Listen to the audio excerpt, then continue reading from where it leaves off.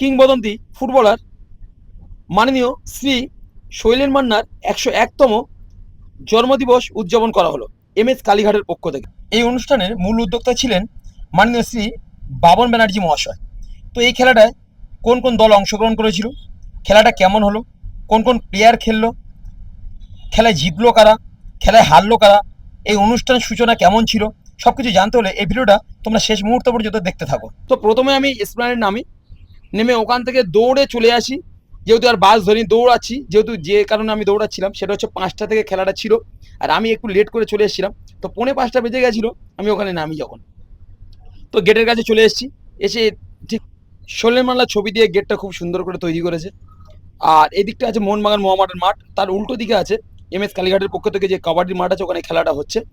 আর এই কথা বলতে বলতে স্যার চলে এসেছিল, আমার কাছে ফোন করেছিল। তো আমি চলে গেছি, আমাদের সমরেশ স্যার যেহেতু এই খেলায় অংশগ্রহণ